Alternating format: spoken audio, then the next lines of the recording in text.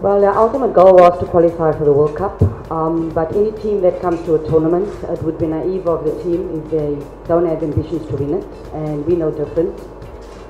So we've achieved our one goal. We could make history twice in this tournament, and playing in the final is big for us as well. We haven't been in the one in a while, but very excited. Going back with a gold medal would be the ultimate because of the fantastic preparation that we've had over the year.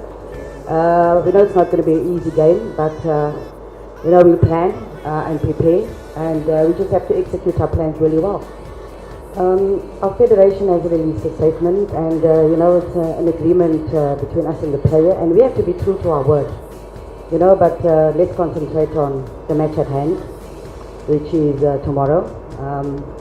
We have a group of players who are fantastic, and that's why we brought a group of players along, because each and every player in our team, yes, she'll be sorely missed, of course. She adds a lot of value to the team, but we have a group of players that each and everyone needs to step up, and it's opportunity for another player to step into that role and really, raise her level and show that she's not here just to be part of the squad, but she's also a valuable member of the squad. As a player, you want to play in the big tournaments, but if it doesn't happen, life goes on. Then I became the coach, but it's not about me, it's about the fantastic group of players. For a lot of them, it was maybe a lost opportunity to play in a big tournament like the World Cup. And as coaches, we have to realize their dream as well, because as coaches, we have to make sure that we get the players ready, but more importantly, that we get the team ready. And they have been fantastic this year. They sacrificed so much and showed out on the pitch how much they wanted it. And the credit goes to the staff, yes, but most importantly to the players, because I cannot take credit for anything. I'm excited, yes. It's historic in our country. It's for everybody back home. But more importantly, it's for the players, because they've really, really worked hard. So we celebrate together because we're a team, and teamwork is dream work. But after the celebration, we knew we had another game, so we've been concentrating on that for now.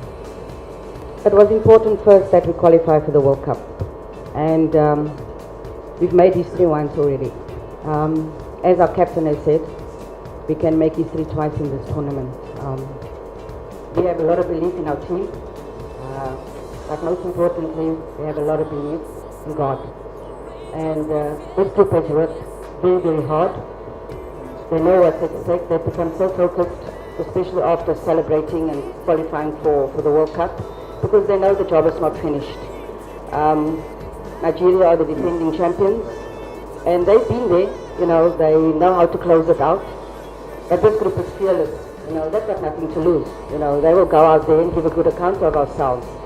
It would really be silly of me to say what it is that we are going to do, because we will plan like we always do, but we have to be on top of our game. We have to execute things really, really well, and then we get the positive result that we want. Well, it's an opportunity that our federation gave us. It's an opportunity that they had faith in us as local coaches, to take the team forward. It's a great achievement for me personally, but more importantly for the team. I go back to always, because we are a team. We've got a performance analyst, we've got an assistant coach who are both female, both CAF A license holders, and they play a huge role also in the success of the team.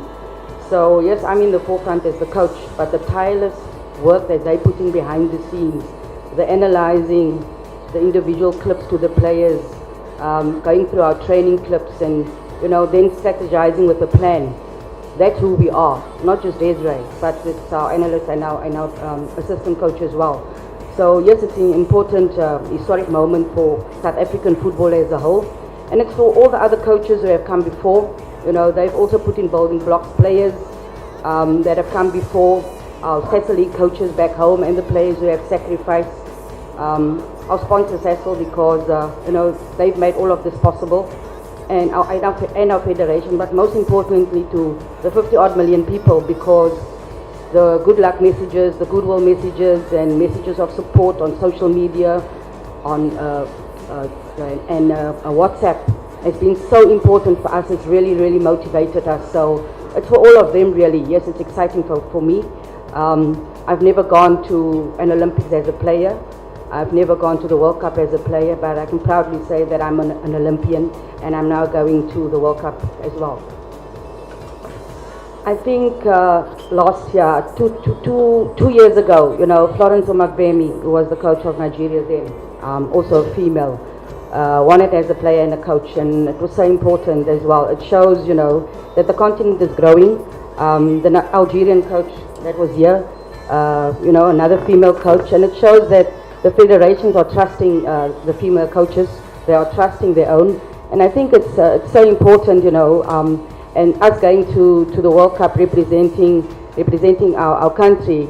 In actual fact, our whole technical team is local, is South African. So it's a real feather in the cap for our education department back home, because we've all gone through the same system. We all have CAF A licenses, but most importantly for Africa, because not many people, because it's a male-dominated sport, not many people give the females an opportunity, and it's good to see that the African continent is taking hold of that thought and giving us an opportunity to showcase our talent.